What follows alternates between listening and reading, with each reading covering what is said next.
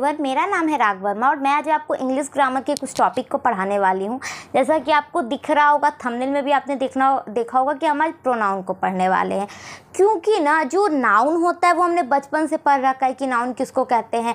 At least हमने ये भी पढ़ रखा है कि प्रोनाउन एडजेक्टिव यानी जितने भी पार्ट्स ऑफ स्पीच होते हैं वो क्या होते हैं, उसकी डेफिनेशन ये हमने बचपन से रट रखा है। लेकिन हम कभी इसके डीप में जानते ही नहीं है, या फिर हमें लगता है कि एग्ज़ाम तो हो जाएगा, क्योंकि अगर आप 10th में पढ़ रहे हो या फिर 11th में पढ़ रहे हो या फिर 12th में पढ़ रहे हो, आपको दिमाग में यही होता होगा कि एग्ज़ाम में तो ये सब आता ही नहीं है टॉपिक। एग्ज़ाम में तो बस आपसे टेंस पूछेगा, आर्टिकल पूछेगा, वॉइस पूछेगा, नरेशन पूछेगा। लेकिन मैं बता दूं कि अगर आपका ये सारा टॉपिक क्लियर नहीं है तो आप कोई भी जो वॉइस हो गया या नरेशन हो गया उसको आप डीपली में और बिल्कुल करेक्ट नहीं बना पाओगे, क्योंकि ये माइनर चीज़ें हैं जहाँ पर हम गलती कर देते हैं। तो यहाँ पर ना मैं बहुत जल्दी अब ज़्यादा बात नहीं करते क्योंकि वीडियो लंबा होगा। मैं जल्दी आपको कोशिश करूँगी। मुझे लगता है कि 1 वीक लगेगा आपको पूरा रिवीजन करने में। तो आप अगर 1 वीक टाइम देते हो ना तो ये गारंटी रहेगी कि आप आगे अगर जब बनाओगे नरेशन तो कहीं पे भी दिक्कत नहीं होगा। लेकिन अगर आप ये स्किप कर दोगे 1 वीक के चक्कर में तो क्या होगा कि बहुत बार आप जब आगे जाओगे पढ़ोगे तो बहुत बार छोटी चीज़ों के कारण आपका क्वेश्चन गलत हो सकता है। तो हम स्टार्ट करते हैं सबसे पहले प्रोनाउन को पढ़ने के लिए। तो हमने बचपन से पढ़ा है कि जब किसी का नाम होता है ना, नाम के बदले कोई शब्द का उपयोग करते हैं तो उसको हम कहते हैं प्रोनाउन। जैसे मैं इसको बोलूँगी कि मार्कर लाओ तो ये मार्कर दे देगा, लेकिन अगर ये मेरे सामने तो हम बोल देंगे ना वो वाला चीज़ दीजिए या वो दीजिए। तो जब हम उसका नाम नहीं ले रहे हैं, उसको किसी और चीज़ या फिर किसी और नाम के से पुकार रहे हैं तो वो प्रोनाउन कहलाता है। जैसे मान लो कि आपका नाम होगा कुछ भी, लेकिन घर में मम्मी आपको बउआ, बेटा बहुत सारे वर्ड से बुलाती होंगी। उसी तरीके से मान लो कि बहुत बार हम लोग प्रोनाउन का यूज़ करते हैं। मैक्सिमम टाइम क्या होता है कि हम प्रोनाउन का ही यूज़ करते हैं, सबसे ज़्यादा जब हम अपने लिए बात करते हैं। तो हम ये थोड़ी बोलते हैं कि हाँ हैप्पी को खाना दो, हैप्पी को भूख लगा है, हैप्पी थक गई है, हैप्पी सो जाएगी, नहीं बोलते हैं ना। हम बोलते हैं मम्मी मुझे खाना दो, मैं आज बहुत थक गई हूँ, मुझे नींद आ रही है, मैं अब सोने जा रही हूँ। तो हम लोग ऐसे वर्ड का यूज़ करें जहाँ पे मेरा नाम बार बार नहीं लेना पड़े, जबकि हम किसी और शब्द के बदले यहाँ पर काम चलाते हैं और वो अच्छा भी लगता है। अगर मैं बोलूँगी कि हैप्पी को भूख लगी तो आप भी पूछोगे ना कौन है हैप्पी, तो मुझे क्या बोलना है कि मुझे भूख लगी या फिर हमें भूख लगी है। तो वही चीज़ है कि नाउन का जो बार बार रिपीटेशन होता है, यानी नाम को बार बार जब हम लेते हैं ना तो उसके बदले जो वर्ड प्रयोग में आता है, उपयोग में आता है, उसको हम प्रोनाउन कहते हैं। क्लियर हो गया। जैसे कि ये, वो, दिस, डैट, ये लड़की, वो लड़की, ये लड़का, वो लड़का, यहाँ वहाँ, है ना, कहाँ, पता नहीं, मतलब बहुत पता नहीं होगा। बाकी सारे चीज़ जो मैंने बोला है, बहुत सारे ऐसे शब्द होते हैं जिनका हम उपयोग करते हैं किसी व्यक्ति या किसी स्थान के बदले। तो अब हम क्या करते हैं कि प्रोनाउन के टाइप्स को पढ़ते हैं। तो आप देखोगे कि जो काइंड ऑफ प्रोनाउन होते हैं वो होते हैं टोटली 10। लेकिन अगर आप बेसिक ग्रामर में देखोगे या फिर जूनियर में देखोगे तो मे बी आपको 3, 4, 5 मिले। लेकिन यहाँ पे हम जो 10 उसके प्रकार है ना सबको एक एक करके देखेंगे, ताकि ये टॉपिक जो है ना वो आज मेरा क्लियर हो जाए। फिर हमसे जब भी क्वेश्चन पूछे, जहाँ पर भी हमें डाउट हो, वो हमें यहाँ पर हम मतलब फंसे नहीं, ये क्लियर हो जाए। तो सबसे पहले जब हम प्रोनाउन के टाइप्स की बात करते हैं, काइंड की बात करते हैं, तो सबसे पहला जो है ना वो है पर्सनल प्रोनाउन। क्या है? Personal pronoun. पर्सनल मीन्स क्या होता है? निजी प्रोनाउन, यानी जब हम खुद के लिए वो यूज़ करते हैं। जैसे नॉर्मली हम यूज़ करते हैं प्रोनाउन के बदले आई, सबसे ज़्यादा मैंने अभी बताया जब हम अपना नाम नहीं लेते हैं उसके बदले कोई वर्ड को यूज़ करते हैं। क्योंकि हम इंग्लिश पढ़ रहे हैं तो यहाँ पे तो हम इंग्लिश में देखेंगे। अगर हिंदी पढ़ रहे होते तो यहाँ पर मैं लिखती कि मैं, है ना। लेकिन हम लोग क्या पढ़ रहे हैं? इंग्लिश पढ़ रहे हैं, तो इंग्लिश में हम आई कहेंगे। तो दूसरी बात आप ये देखो यहाँ पर कि इसमें ना ज़्यादा रटने की ज़रूरत नहीं, बस साथ ही होते हैं पर्सनल प्रोनाउन में। कौन कौन? तो आई हो गया, वी हो गया, you, he, she, it and they. I का मतलब मैं, वी का हम लोग, यू का तुम या तुम लोग, ही का वे वह, मतलब कोई अगर लड़का है तो उसके लिए हम ही यूज़ करेंगे, अगर वो फीमेल है तो हम उसके लिए सी यूज़ करेंगे। और इट जो हो गया वो या तो कोई निर्जीव वस्तु या फिर कोई मतलब बहुत छोटा इंसेक्ट्स हो गया या बहुत छोटा जीव हो गया, तो उसके लिए भी हम इट का यूज़ करते हैं। जैसे स्क्वायरल हो गया यानी गिलहरी हो गई, छोटा चूहा हो गया, चींटी हो गई, केकड़ा हो गया, मकड़ा हो गया, ये सारे जो छोटे छोटे जीव हैं ना उसके लिए हम इट का यूज़ कर सकते हैं, बहुत बार किया जाता है। और दे मतलब होता है वे या वे लोग। तो ये जो सातों है वो हो गए पर्सनल प्रोनाउन। इसके आगे पर्सनल प्रोनाउन से कुछ नहीं आएगा। तो आपको दिया रहेगा एक सेंटेंस, जैसे आई लव इंडिया, ठीक है। तो यहाँ पे आपको बताना होगा सिर्फ अंडरलाइन करके कि आई क्या है। तो आपको पता है कि आई क्या है, प्रोनाउन है, और प्रोनाउन में भी कैसा प्रोनाउन है, तो ये पर्सनल प्रोनाउन है ना, पीपी है। तो ये मैंने शॉर्ट फॉर्म में लिखा है, आप डीप में लिख लेना। ये आपका क्लियर हो गया। मतलब अब आपसे अगर मैं क्वेश्चन करूँ कभी भी पर्सनल प्रोनाउन को लेकर, तो बस ये 7 नाम रट लेना है, यही पर्सनल प्रोनाउन कहलाता है हमारा। अब हम इसको मिटा देते हैं, क्योंकि जितना ज़्यादा आपको बोर्ड पे दिखेगा ना, उतना ज़्यादा लगेगा कि आपको बोझ है, इतना कुछ पढ़ना है। तो ये देखो हमारा आधा कंप्लीट हो गया। सेकंड में आता है पोसेसिव प्रोनाउन। पोसेसिव एक ऐसा वर्ड है जो फिलहाल बहुत ज़्यादा ट्रेंडिंग में हर कोई यूज़ करता है कि मैं इसको लेकर बहुत पोसेसिव हूँ, मैं अपने सेल्फ रिस्पेक्ट को लेकर बहुत पोसेसिव हूँ, मैं अपनी फ्रेंड को लेकर, मैं अपने स्कूल को लेकर, मतलब पोसेसिव वर्ड बहुत ज़्यादा यूज़ में आता है। पोसेसिव मतलब क्या होता है, अधिकार दिखाना या फिर हक दिखाना।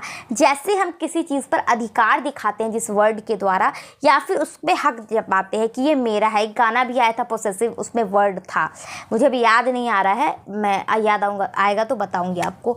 तो पोसेसिव मतलब ही होता है अधिकार, ठीक है। तो यहाँ पे क्या है ना कि हम लोग अधिकार दिखाने का काम करते हैं। जैसे मैं बोल दूँ कि ये मेरा मार्कर है, तो ये मेरा मार्कर है, तो ये मार्कर पे अधिकार मैं किस वर्ड से दिखा रही हूँ, मेरा से। ये मेरा घर है, ये तुम्हारा साइकिल है, ये तुम्हारी बहन है, ये तुम्हारी मम्मी है, ये तो वो लोगों का घर है। मतलब ऐसा वर्ड जहाँ पर हम उसके बारे में अधिकार की बात कर रहे हैं।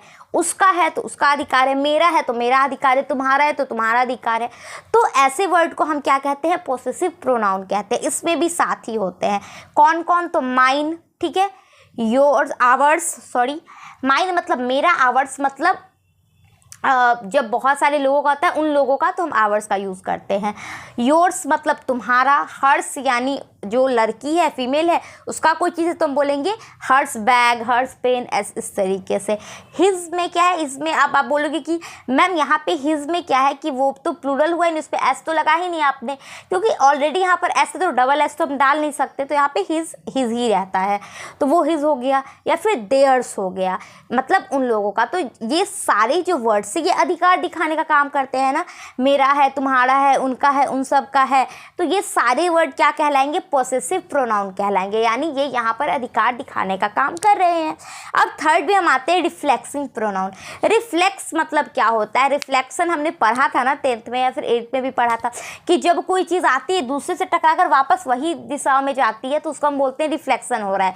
चाहे वो लाइट का हो रहा हो या साउंड का होता है। बहुत बड़े रिफ्लेक्शन जब हम बहुत बड़े खाई में या फिर बहुत खाली रूम में अगर आप आवाज़ चिल्लाते हो ना, तो आपका आवाज़ वापस आपके कानों में ही आता है। तो इसका मतलब क्या हो गया कि वो आवाज़ रिफ्लेक्ट कर रहा है, वापस आप पर ही आ रहा है। तो सेम वैसे ही जो रिफ्लेक्सिंग प्रोनाउन है ना, ये रिफ्लेक्ट करता है, ठीक है। तो इसका काम क्या होता है, रिफ्लेक्शन करना होता है। जैसे आप देख लो, इसमें भी हमें अलग से कुछ याद नहीं करना है। मैं आपको बता दूं, एक वर्ड होता है सेल्फ। सेल्फ मतलब क्या होता है, खुद होता है, ठीक है।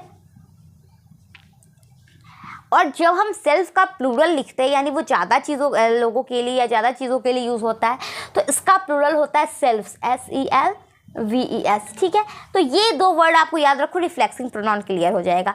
चलो, अब हमने क्या पढ़ा था कि जो पर्सनल प्रोनाउन होता है वो कौन होता है, वो कितना होता है, तो वो 7 होता है। एक बार मैं इसको इरेज कर देती हूँ।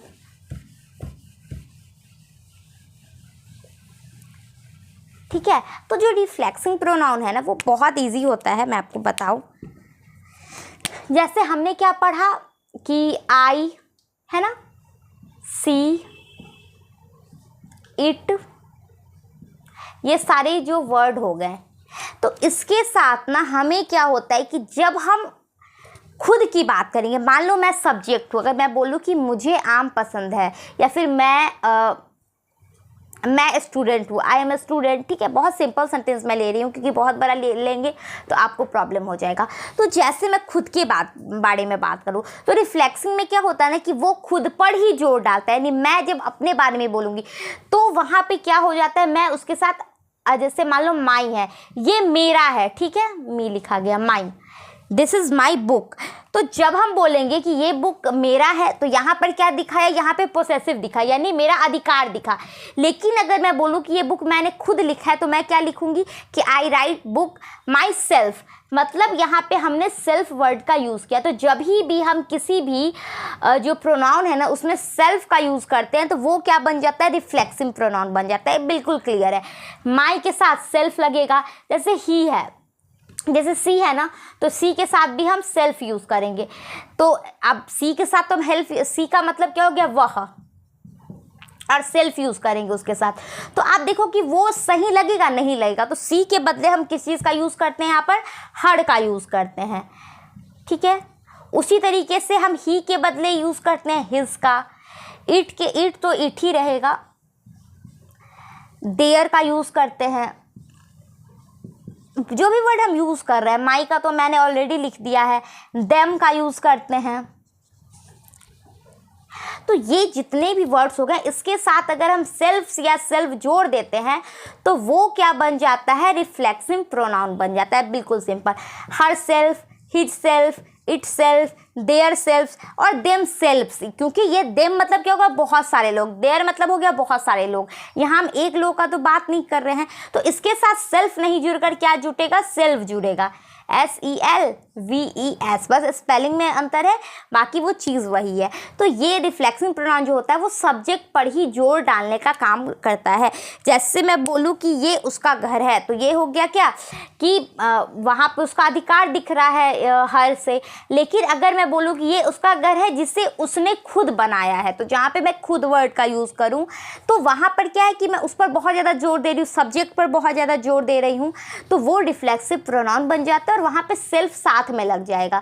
तो जहाँ पे सिंगुलर हुआ वहाँ पे सेल्फ लगा देंगे, जहाँ पे एक से अधिक व्यक्ति की या लोगों की समूह की बात कर रहे हैं वहाँ पे सेल्फ्स लगा देंगे। बिल्कुल क्लियर। यहाँ पे हमारे ये तीनों क्लियर हो गया। अब हम आगे बढ़ते हैं।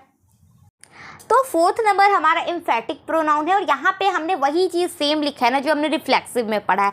तो ऐसा मैंने क्यों किया ये हम बाद में पढ़ेंगे। पहले ही मैंने बताया कि ये जो माइनर छोटी छोटी चीज़ें हैं ना, चाहे वो प्रोनाउन हो चाहे वो एडजेक्टिव हो, हमें लगता है कि अरे छोटा सा चीज़ें हमें पता है, लेकिन यहीं पर हमें क्या होता है ना कि हम फंस जाते हैं, प्रॉब्लम होती है। जैसे आप देखो ये एम्फेटिक है, तो पहले हम इसके मतलब को समझते हैं। एम्फेटिक मतलब होता है जोरदार, यानी जो जोर डालने का काम करता है। तो एम्फेटिक प्रोनाउन का क्या होता है, जोरदार। तो रिफ्लेक्सिव का क्या काम था कि जब सब्जेक्ट कोई काम करता है और उसका असर उस पर ही पड़ता है तो उसको हम क्या कहते हैं, रिफ्लेक्सिव कहते हैं। जैसे अगर मैं कहूँ कि I hurt myself, I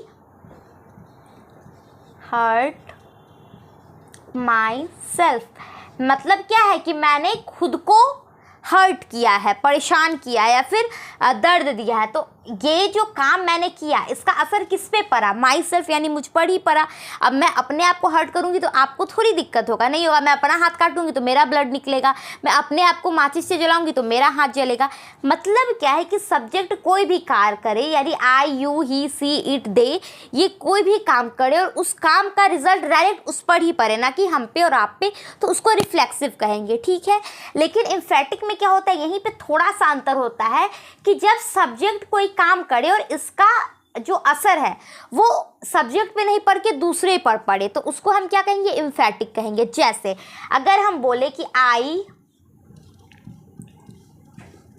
killed the tiger, एक मिनट, आई किल्ड द